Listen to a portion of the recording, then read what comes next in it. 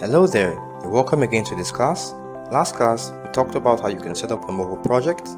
So today, we're going to make you familiar with the Moho interface, like the toolbars and then some key panels. So first and foremost, we have our demo content open up. So I'll start with the stage. So the stage is where you can view your animation. This stage has a blue box. This blue box shows you where the camera is currently looking at. So everything inside this blue box is going to be rendered in the final animation. Everything outside will not be rendered. A quick shortcut is Ctrl J. Ctrl J or Command J if you're on a Mac. This shows you exactly what the camera is going to see, because every project in Moho has a virtual camera. So that brings us to some of these camera tools. These camera tools, like the track tool, helps you track around your scene.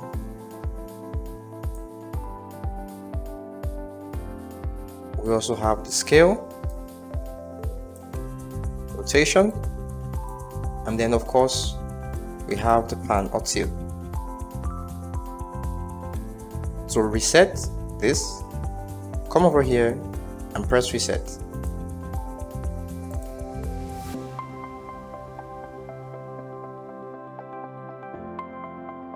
Or the quickest way is to come over here to view and then reset.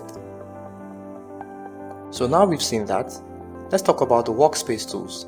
The workspace tools are different from the camera tools because the workspace tools just help us navigate the workspace. So we can easily move around our scene and adjust it the way we like. This is just a preview. This is not going to be the final way it's going to be rendered. So this is just going to help us while we're working to be more precise in our work. Okay, now that's covered, let's look at some of the options below the canvas. These are the playback options, and of course, like every normal player, you can play your animation, you can stop, and all the playback features. This, you can step it forward a bit, and this moves to the end of the animation, and this focuses on keyframes, which are these things you're seeing on the screen. Keyframes show the animation data for our project. So if I were to click on a layer like this, you see all the keyframe options for our character. I'm going to click this timeline and move my playhead to somewhere around here. As you can see, this is the character we have selected, this one here. Well, this is the second one. I'm going to quickly show you what this does. This first one here talks about the current frame in our timeline.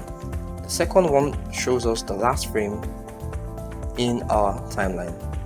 Now this is the playback timeline. So when it gets to this point, it's going to stop on the 7-second mark. So I could come over here and change it. So let's say I want it to currently be on frame 48. I'm just going to press 48 here and press enter, and the playhead goes to 48. Let's say I want it to be longer than this. I can change the number by adjusting this number here. So the playback extends to somewhere around here. Okay, so those are some of the features that we have here. This mutes our scene from any audio. Next up, we have these options. These options are to see different panels in our canvas. We have 2x2, we have another one vertically, and we have 4 sections. This is primarily used majorly for 3D animation. So let's say I want to rotate my view in 3D. I could click, let's use the 2-1, and then I can click, and you can see that we are seeing our scene in 3D. Although it's quite flat, because they are obviously flat objects. But that's just an example. Let's reset. Let's go back. These options are the preview options. I can disable some effects, like disable all curves, and that gets rid of all the curves and the bones and all the other effects. The more effects I have turned on, especially here, okay, the slower my animation might run. So if you have a very slow system, you probably want to disable some of these options. But if you want it to be as close as possible to your final animation, you can enable some of these options. For example, I would enable this. So this is as close as it can be. Of course, not everything here is going to be rendered. To see the actual render view of the final animation, you have to go to your file, and then you have to render a preview. You can render a frame by using this shortcut, Ctrl-R or Command-R on the Mac. So let's do that. Let's go back to reset view, Ctrl-R. And this gives us the best view to know how our animation looks finally when it's going to be exported. So this is quite interesting. You could see everything clearly. Okay, you could use your scroll wheel to zoom in or zoom out. Now we're done with that. So don't forget what I told you. Everything outside this box. Let's press our tool again, Ctrl J. Make sure you have something selected, Ctrl J. This line shows us what is going to be rendered. So if I were to preview my render, Ctrl R, you see it cuts off at this point, because that's the point that the blue line cuts off. So everything in this blue line is my camera view. Alright, so I think that's pretty clear. So let's talk about some of the tooltips. Each tool here, like I mentioned before, change based on the layer you have selected. Because I have a bone selected, I have some bone options. I could also have a picture selected, and then in this picture we have several tools for the picture, like cropping and masking. So yours might look quite different from mine. If you observe, mine has the kind of layer highlighted here. To make yours same as mine, you right click on the name section and then enable kind. Okay, enable, and it should show you the kind of layer you have selected. So now we have this. So we are going to talk about layers later on, but just know that layers are stackable. Like I said, layers have everything in your scene in a very easy to see view that you can easily adjust and manage. Play around with some projects and see what you could come up with. Next up, let's talk about some of these tools. Each tool is different, like we've discussed before. Let's head over to a vector layer. Select this, for example. You'd see that these options change to tool options for a vector layer, like drawing. And like I mentioned before, layer 0 is the layer you do all your artwork, whereas all these other layers are for animation. So when you want to draw, go to your frame 0, and you see each tool has what they call tooltips.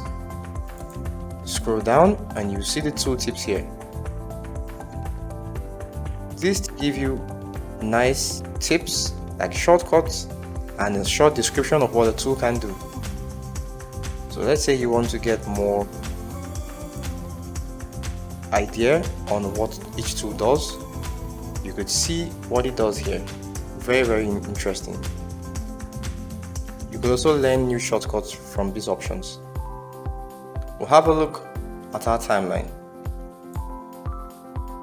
This timeline shows us all the animation in our scene, and based on the layer we have selected, we have several keyframes. Like I said, the keyframes store the position and attributes of our characters and assets in our scene. We will discuss more on the timeline later on. We've looked at many tools and windows. I'm going to show you another window that is quite hidden, which is this, the library. The library window has many assets. Some come pre-built, you could create your own, and these assets can be used in various scenes at the same time. So you could play around with some of these. To import an asset, just select it, drag and drop. So to ask you what you want to import, I'm going to import this particular one. Let's just use one of them. Select and OK. And here we have our asset. Let's zoom out a bit to see it. Let's press this. So now we could see our asset. Very interesting. To look at more windows in Moho software, come over to Window, and then these are all windows you can actually enable in your scene. So let's say Actions, for example. We have this window for Actions, and by default they open as floating windows. If you want to dock your window, you come over to Window and select Docking, Actions. That's going to be docked here. If you prefer floating window, come over here to Window and then disable it. Next up, we are going to talk on layer types and layer panels. So you don't want to miss next class. So see you then.